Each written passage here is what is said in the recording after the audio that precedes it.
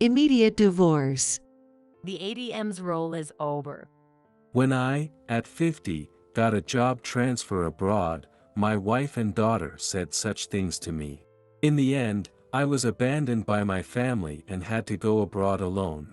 However, 5 years later, having become an executive at a leading company and returning home with a black-haired beauty, my ex-wife and daughter ended up regretting their words and actions. My name is Steve Harris, and I turned 50 this year.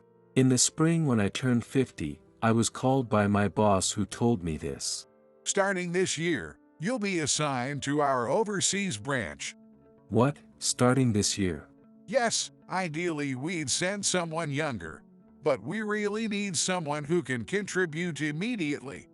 The decision for the overseas transfer was somewhat forced, but I was a little excited.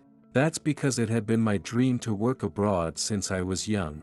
I think it was just before I got married, around when I turned 30. I started dreaming of working abroad, in Japan. But, my Japanese was only at a middle school level, so I decided to start by studying Japanese, thinking about the future. Just when I was about to apply for a transfer, my daughter was born. I was 32 at the time. Having a child made the prospect of an overseas transfer too daunting. I couldn't leave my family behind in the US, and it seemed unfair to my wife to drag a newborn into an unfamiliar life abroad. So, I gave up on my dream. My wife, Grace, is a beautiful woman, 10 years younger than me. We met through a classmate and naturally grew close, and I married her when I was 30. Grace was still a college student at the time, only 20 years old. Although we weren't supposed to get married until she graduated, Grace strongly wanted to. So she dropped out to become a homemaker. I was making enough money that having children wouldn't be a problem. So I had no objections to Grace becoming a homemaker, and when our daughter Emily was born, I wasn't worried about money at all. From then on, our family life progressed smoothly until now. Grace is 40, Emily is 18. With Emily facing college entrance exams, I was anxious about telling them about the transfer. But since many college students live on their own, there was also the option of just Grace and me going abroad. However, there was one thing that slightly worried me. That was the sudden change in Grace and Emily's attitudes a few years ago. For some reason, they started being harsh towards me and even harassed me. I first noticed this about 7 years ago. Emily was a daddy's girl, so even in middle school, she often went out with me on holidays. Initially, Grace joined us, but about 7 years ago, she gradually stopped coming. Today Emily and I are going to the mall. You're coming, right? Sorry, I have plans with a friend today. Oh, really? You've been quite busy lately. The kids are grown now, I have things I want to do. Grace said that, but she began to leave home more often. Initially, it was 2 or 3 times a month, then gradually once a week, and at times, 3 times a week. Around this time, I started feeling that Grace's behavior was abnormal. Of course, I understand her desire to have fun. She married at 20 and had Emily at 22, so it's natural she might want to enjoy herself more. So at first, I let her go out without saying anything and didn't think it was wrong. But I couldn't tolerate the continuous overnight stays or her neglecting household chores. Grace had never worked since dropping out of college and apparently had never even had a part-time job while a student. She said she would try part-time work once Emily grew up, but she ended up just playing around. We weren't struggling for money, but I told her it would be good to experience working at least once, yet Grace wouldn't listen. Instead, she came up with this. When are you going to start working part-time? You're always just playing around, aren't you? But I didn't get to have fun when I was young. Don't you feel sorry for me? I do feel bad about that. But you can still have fun while working, right? Oh, why did I even marry a guy like you? At that moment, something inside me seemed to crumble and fade away. Maybe Grace no longer loves me. That thought crossed my mind. But once I'm certain of that, I don't know how I can go on living like nothing's wrong. So, I forced myself to stop thinking about it and just focused on working hard. That went on for several years, and Emily became a high school student. Even though she used to be daddy's girl up through middle school, she suddenly started avoiding me when she entered high school. Recently, a new cake shop opened near the station, so I bought some. You used to love cake, didn't you? I'm busy right now. Can you just leave it? Whenever I tried to talk, I'd get dismissive responses or feel like she didn't want me to speak at all. I was completely isolated at home. Grace still frequently stayed out overnight and neglected household chores. By that time, I was handling everything from laundry and cleaning to cooking. Work was also getting busier with important projects, and I was constantly working overtime. When I got home, housework awaited me. I'd wake up early to take care of the house, go to work, and then come home to more chores until I was too exhausted to stay awake. That was the kind of life I was living. Honestly, at that time, I think I was no longer capable of making sound judgments. It was clearly an abnormal situation, but I said nothing and just did what they asked. Why is the food so plain? It's almost already made stuff. Do you even care if our health gets worse? I was trying to make things easier by preparing food in advance and adding ready-made dishes, and then I'd hear such complaints. Both Grace and Emily seemed to despise me, and I gradually started staying away from home more. Not coming home meant staying late at work or going to drinking parties I'd previously skipped. Even so, it was a storm of complaints from Grace and Emily. What do you mean you're not coming home? What are you saying I should eat? Mom can cook for you. Besides, you're in high school, why don't you try cooking yourself? I absolutely don't want to cook. You should at least handle the chores properly. Are you trying to dump that on me? Absolutely not. Just for arguing back a little, there were days when they wouldn't speak to me. Despite everything, I continued to work properly, and gradually I started receiving higher positions. But I couldn't understand why the two of them treated me so poorly. I thought maybe Emily was just going through her rebellious teenage phase, but hearing about other families, it didn't seem to be just that. And I couldn't understand why Grace was so cold towards me. No matter how hard I tried to do something for the two of them, there was never any word of thanks. Instead, they only demanded more consideration. I was utterly exhausted by the situation, but then a turning point came.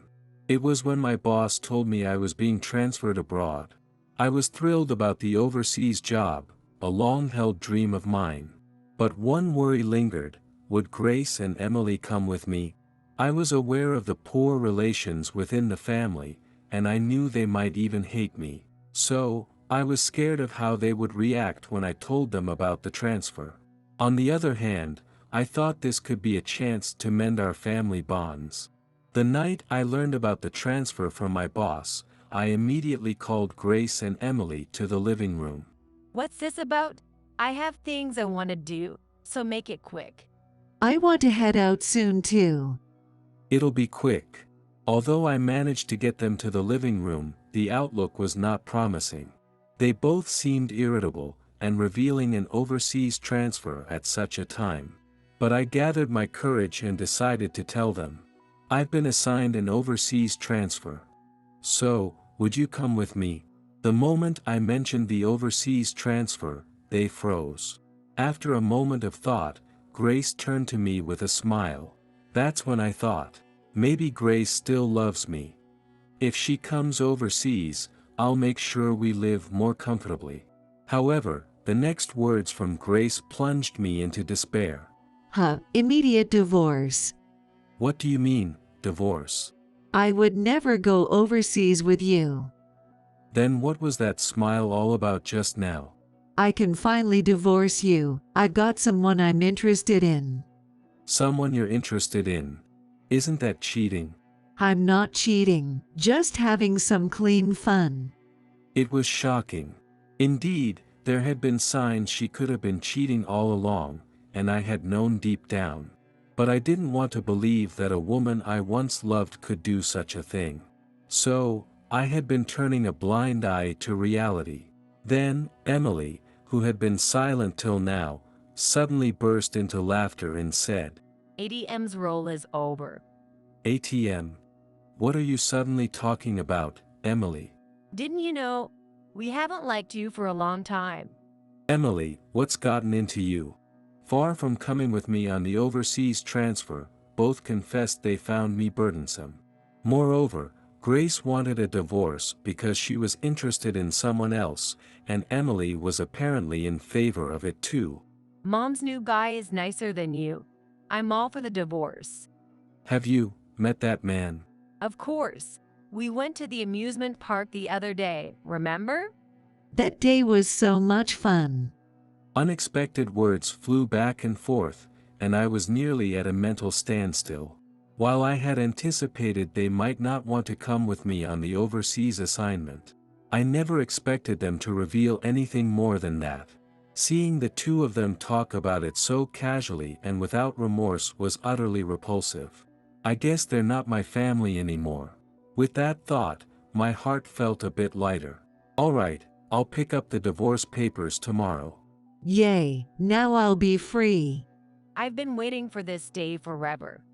Feeling like I might lash out at them if I thought about it any further, I silently retreated to my room. The next day, I quickly went to get the divorce papers and began packing my things. I had no intention of returning to this house, nor did I have any regrets. After they had coldly said such harsh things, I would not look back. Months passed, and I moved abroad for the transfer. I had lived with Grace and Emily up until the transfer, but we hadn't spoken or seen each other at all. Grace might have been cheating, but now there was no way to know for sure. Though I should have demanded compensation, I was so disheartened that I left for overseas without taking any action. 5 years later, I suddenly had to return to the US. Living abroad, I had managed to pick up fluent Japanese and felt more competent at my job. I'm now 55, but going abroad has significantly broadened my horizons. The biggest lesson from the overseas assignment is that at 55, I still have plenty of challenges ahead. With these thoughts, I boarded the plane. After a few hours' flight, I arrived in the US and was looking at souvenirs in the airport, when I heard a familiar voice nearby. Hey Mom, this looks tasty, doesn't it? Oh yes, it does. Shall we buy it? I'm curious about this one too. We don't have that much money, so we'll have to pass on that. Despite a sinking feeling, I turned towards the voice. To my surprise, there stood Grace and Emily, whom I had divorced 5 years ago. I was stunned to see them here, and it seemed they noticed me too. Ha, why are you here? Did you follow us? You, creepy, why would you follow us now? As before, they said whatever they wanted, and whenever I tried to speak, they talked over me. No, this is. Didn't you go abroad? Was that a lie? Probably just bragging. They chuckled and looked at me, continuing their conversation. Realizing it was pointless to say more, I decided to walk away from the scene. Guess I hit the nail on the head, huh? Do you still have feelings for Mom? As I turned to retort, I saw someone approaching me at a brisk pace from afar. Steve, sorry to keep you waiting. The restroom was so crowded. It took forever to get back. It's busy at the airport, can't be helped. I was looking at souvenirs, see anything you like? Boom. How about this? Doesn't it look delicious? Let's go ahead and buy that then. The person who ran up to me was a woman with black hair and a model-like figure. Despite being casually dressed after a long flight, she still had a remarkable presence. I was talking calmly, but the two of them were standing there, dumbstruck by the scene before them. Wait, who is this woman? She's foreign, right? with black hair and black eyes. Yes, let me introduce you. This is my new wife, Raina. Nice to meet you. It's an honor to meet you. Hearing the words, my new wife, the two exchanged glances. They probably never imagined I'd marry such a beauty. Your new wife, you're with her. That's unbelievable, right? You think so too, right? Unbelievable. She looks like a model. I'm glad you would say something so wonderful, like comparing me to a model. By the way, Steve, who are these people? Despite being introduced as my wife, they still seemed in disbelief. Raina asked about the two, but I hesitated on how to answer. However, it was better to be honest rather than hide anything. This is my ex-wife, Grace, and this is my daughter, Emily. Oh, you mentioned you were divorced. You haven't been in touch since then? That's right. We parted without alimony or child support.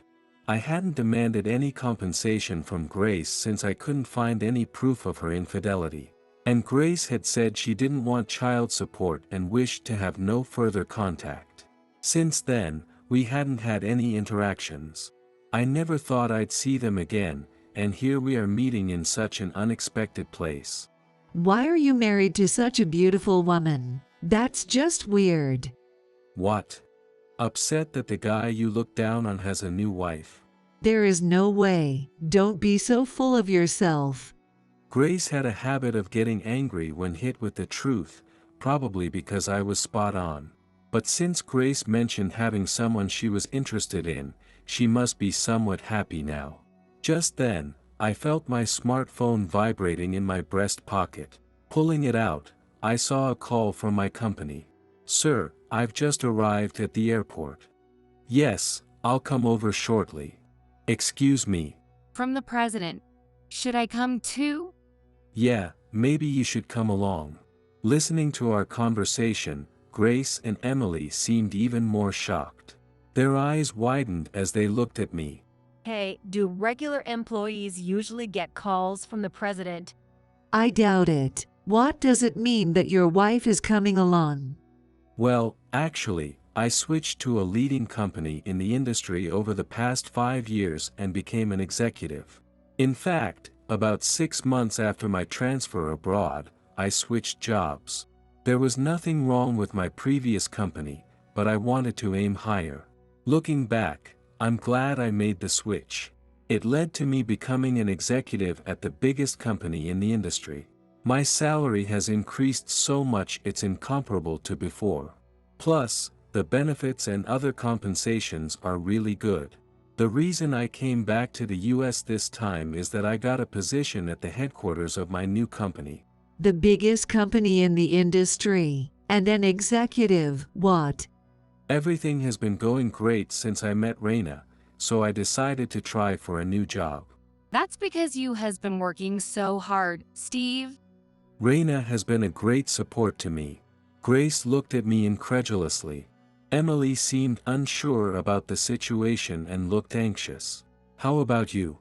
Did you remarry? Well, yes, we're happy, right?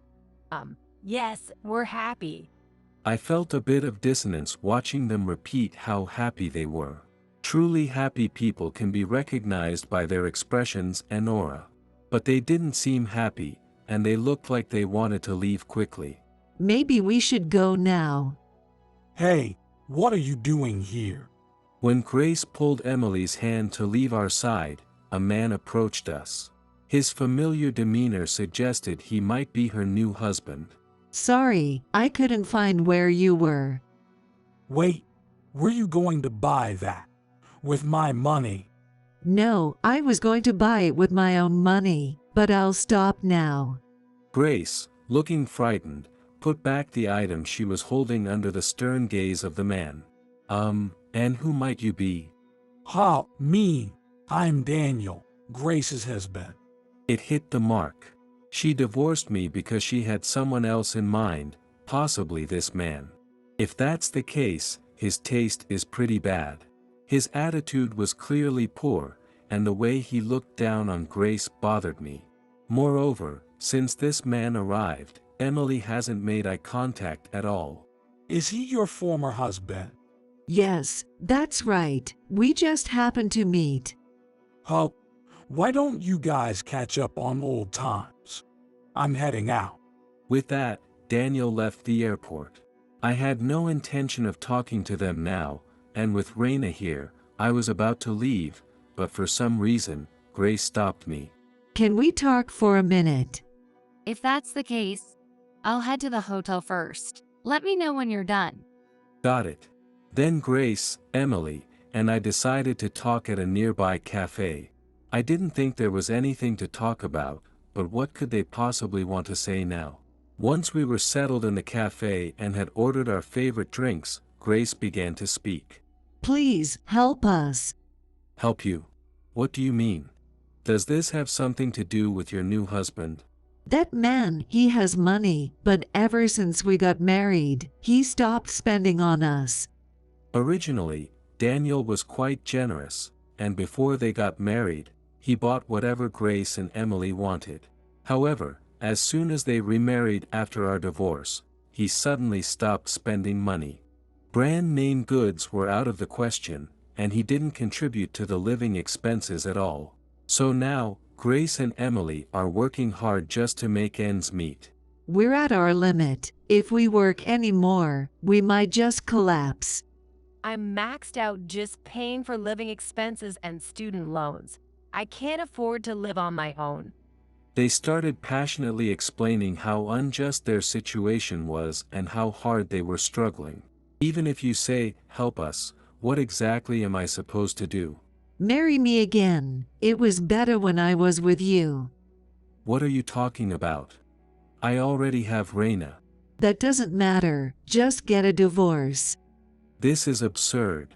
Grace wants to leave her current husband but is afraid of being unable to support herself. She probably wants to remarry me, thinking I earn more now and she can return to being a homemaker. Even though she knows I'm remarried, she's not considering my situation at all. It's impossible to leave Raina and remarry you. Then, could you at least give us some financial support? As an executive at a leading company, you must have plenty to spare. Yeah, if you help us out financially, we could be happy too. As soon as they realized remarriage wasn't an option, they just wanted money. Do they have any idea how hard I worked to get where I am? Even before our divorce, I thought they didn't appreciate the value of money, and 5 years later, nothing has changed. It feels even worse than before. They should have learned the value of money and how hard it is to earn it now that they are working themselves. Please think of helping us. You used to love me, right? I left those feelings behind a long time ago. Why was I ever so desperate to earn money for these people? Thinking about it now, it all feels so empty, even though it's all in the past. Just as the waiter brought our drinks, I downed mine in one gulp and placed enough money for everyone's bill on the table before walking away from them. Hey, where do you think you're going, leaving us like this? Please don't abandon me. They raised their voices in distress, but I didn't look back and walked away. As I left the cafe, Grace and Emily hurriedly paid their bill and chased after me. Wait a minute, don't you have any compassion? Yeah, I'm your daughter, aren't I? Don't you care at all? That's exactly what I should be asking you. What do you think I felt 5 years ago? Hearing this, they fell silent. Maybe they feel a bit guilty. But for me, 5 years ago was an extremely difficult time. If they had shown even a little support, things might have been different. Instead, they did the opposite, pushing me further into despair. No matter what they say or what situation they find themselves in, I have no intention of helping them. Now, I have my work and a caring wife. This is probably the happiest time of my life, and I don't want it disrupted. I'm going now. We probably won't see each other again, but take care. Wait, it was my fault. I'm sorry. Please come back. Dad, help us. As I walked away, cries of distress followed me. I wonder when was the last time Emily called me Dad. Though it made me a bit sad, I kept walking forward. Dad, please come back. I have no one else but you. As I walked away, their voices gradually faded into the distance. Later, I ended up going out for drinks with a mutual friend of Grace and me. Man, I was shocked when I heard you suddenly got divorced and went abroad, but it's good to see you're doing well. Well, I was only there for about 5 years. But catching a beauty and bringing her back, I never saw that coming. We caught up over drinks and reminisced about the past, each of us downing about 5 beers. As we were getting tipsy and thinking of moving to another bar, my friend suddenly remembered to ask, By the way, do you know what Grace is doing now? "No, I haven't kept in touch at all." She got divorced again. Heard it was quite the drama. After that, Grace tried to divorce Daniel, but it was a huge mess. Daniel was adamant about not divorcing, and it almost went to court. However, Grace kept evading him by moving around until Daniel finally gave in and signed the divorce papers. Emily initially ran around with Grace but couldn't go far because she was working full-time. Eventually, she ended up renting a cheap apartment and living there. Of course, Grace lives there too. It's a single-occupancy apartment leased under Emily's name, but since they were living there together, I heard the landlord recently found out and evicted them. After all, she's had a really tough life since she broke up with you. Yeah, it sure has. But honestly, I'm glad we parted ways. Well, you got a successful career and a beautiful wife out of it. So it's all cheers for you. Huh? We continued our conversation as we headed to the next place. We entered a local bar, and there, Emily was working. She noticed me right after I recognized her. She came over to take our order with an awkward expression. Welcome. What can I get for you? "Why are you working here? Weren't you a full-time employee?" Being full-time doesn't cover all my expenses. Apparently, after being evicted from the apartment meant for one, they started living in a proper apartment for two. However, the rent was higher than before, so their previous earnings weren't enough to cover living expenses. "How's Grace doing? Is she working properly?" Mom is juggling several part-time jobs. According to Emily, Grace is indeed working. She has no experience as a full-time employee and, at 45, there seems to be no full-time positions available for her. As a result, she's juggling part-time jobs at convenience stores, supermarkets, variety stores, and diners. I wondered if she could actually handle juggling so many jobs, but apparently, she's been repeatedly late. She works late into the night and then heads to another job the next morning, so she often oversleeps due to not getting enough sleep. Additionally, her poor schedule management skills mean she can't keep track of her shifts properly. Repeated tardiness has even led to her being fired on occasion. Still, there are always places to work, so she's not struggling to find jobs. But isn't she going to run out of places to work eventually? It's already looking bad. Please, can you give me some money secretly? Just a little. Grace's hourly wage has been decreasing with each new part-time job. So she asked me for money to help, but the bar owner overheard and scolded Emily right there. I'm sorry. I won't do it again. Despite her apology, it turns out she had been doing the same thing to other guests, and the owner sternly told her she wouldn't work there anymore. Emily left the bar, head down and dejected. On the way back, I saw Grace coming to pick up Emily. Her hair, which used to be well kept and beautiful, was now unkempt, and she looked older than me. It's frightening how much a person can change based on how they live. At the same time, that day affirmed my belief that what you do comes back to you eventually. Since then, I've made it a point to treat people with sincerity.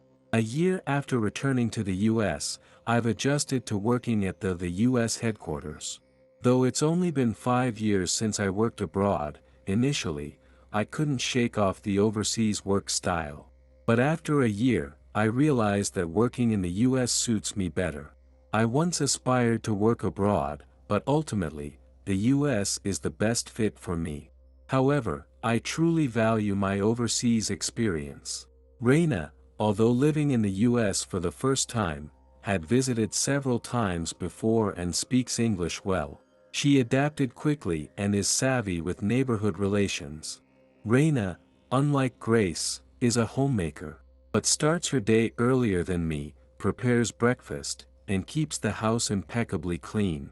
She also tries to keep the grocery bills low by shopping at distant but reasonable supermarkets and cooks a variety of meals.